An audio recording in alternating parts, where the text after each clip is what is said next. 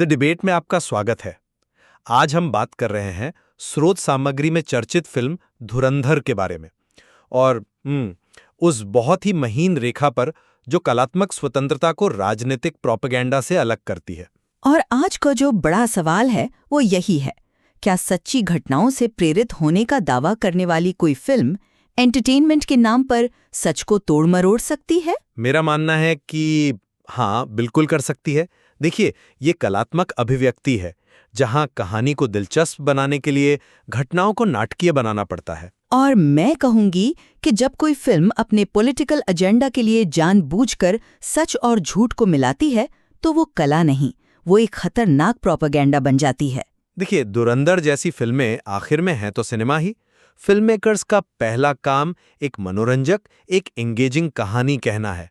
इसके लिए वो असल घटनाओं को बस एक बैकग्राउंड की तरह इस्तेमाल करते हैं। आप भाग मिल्खा भाग या दंगल को ही ले लीजिए। कहानी को और दमदार बनाने के लिए उनमें भी तो काल्पनिक चीजें जोड़ी गई थीं। लेकिन क्या आप सच में मानते हैं कि एक आम दर्शक फिल्म देखने के बाद उसकी फैक्ट चेकिंग करने बैठेगा?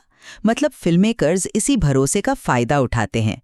धुरंधर जो कर रही है वो सामान्य फिल्मी छूट से बहुत बहुत आगे की बात है। आप ऐसा क्यों मानती हैं? जब फिल्म शुरू में ही कहती है कि वो फिक्शनल है और सिर्फ घटनाओं से प्रेरित है, तो वो तो दर्शकों को पहले ही बता रही है कि हर बात सच नहीं होगी। थोड़ी जिम्मेदारी दर्शक की भी बनती है। जिम्मेदारी तब बनती है जब आप उसे सच मानने पर मजबूर न करें। ये फिल्म 26/11 और पुलवामा जैसे असली हमलों की फुटेज, असली ऑडियो रिकॉर्डिंग्स और रहमान डकैत जैसे असली किरदारों का इस्तेमाल करती है ताकि दर्शक इसे गॉस्पेल ट्रूथ मान लें। ये सिर्फ सस्पेंस के लिए नहीं है, ये एक नैरेटिव सेट करने के लिए है कि पिछली सरकार देशद्रोही थी। आप कहानी को बेहतर बनाने के एक तरीके को एक राजनीतिक साजिश कह रहे हैं। फिल्म में रहमान डकैत की मौत में एक काल्पनिक भारतीय एजेंट को शामिल करना कहानी को एक हीरो देता है। दर्शक समझते हैं कि ये एक ड्रामा है, कोई डॉक्यूमेंट्री नहीं। पर यह सिर्फ ड्रामा नहीं है, ये जानबूझकर गुमराह करना है। फिल्म एक कैबिनेट मंत्री पर नकली नोट छापने की मशीन पाकिस्तान भेजने का आरोप लगाती है, जिसका कोई सबूत ही नहीं है। ये कहाँ की कलात्मक स्वतंत्रता है? ये एक व्हाट इफ सिनेरियो की पड़ताल है। कला का काम ही है सत्ता पर सवाल उठाना। फिल्म बस इंटेलिजेंस फेलियर के विषय को एक अलग नजरिए से देख रही है। लेकिन व्हाट इफ के नाम पर आप किसी सरकार को देशद्रोही तो नहीं कह सकती। देखिए, इंटेलिजेंस फेलियर होना एक बात है, और ये कहना कि सरकार ने जानबूझकर हमला होने दिया, ये बिल्कुल अलग बात है। ये एक बहुत बड़ा दावा है जिसके लिए उतने ही बड़े सबूत चाहिए जो फिल्म कभी नहीं देती। तो क्या फिल्म को मुश्किल सवाल पूछने ही नहीं चाहिए? अवान जरूर पूछने चाहिए, लेकिन जवाब के तौर पर झूठ नहीं परोसना चाहिए। स्रोत सामग्री खुद बताती है कि कांधार, उरी और पुलवामा जैसे हमलों से पहले भी इंटेलिजेंस इनपुट थे, और ये सब अलग अलग सरकारों के समय हुए। सिर्फ एक सरकार को चुनकर देशद्रोही दिखाना ये तो गैर जिम्मेदाराना है। यहाँ फिल्म का इरादा साफ दिखता है। इरादे की बात तो मतलब सब्जेक्टिव है। हो सकता है फिल्म मेकर का इरादा सिर्फ एक रोमांचक फिल्म बनाना हो। हमें फिल्म को उसकी स्टोरी टेलिंग और उसकी कला पर आंकना चाहिए। नहीं, यहाँ इरादा बहुत साफ है। फिल्म में डॉग विस्लिंग का इस्तेमाल खुलकर हुआ है।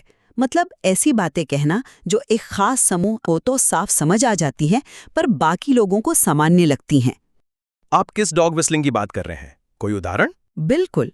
उदाहरण के लिए, फिल्म में विलन सिर्फ अल्लाहू अकबर चिल्लाते हैं, पाकिस्तान जिंदाबाद नहीं।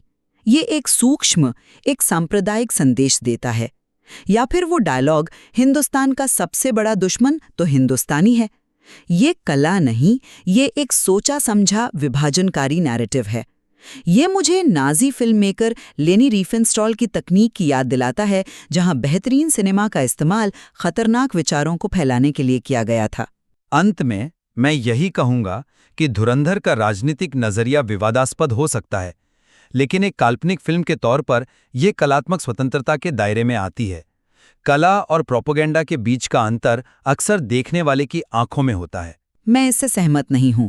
जब कोई फिल्म राष्ट्रीय त्रासदियों की सच्चाई का इस्तेमाल एक झूठे और विभाजनकारी नैरेटिव को बेचने के लिए करती है, तो वो कला की सीमा लांघकर खतरनाक प्रोपेगेंडा के दायरे में चली जाती है।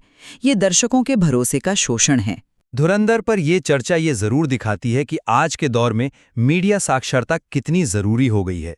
जहां सच और कल्पना के बीच की लकीर लगातार धुंधली होती जा रही है। बिल्कुल। और स्रोत सामग्री हमें क्रिएटर्स की जिम्मेदारी और दर्शकों की समझदारी दोनों पर सोचने के लिए बहुत कुछ देती है।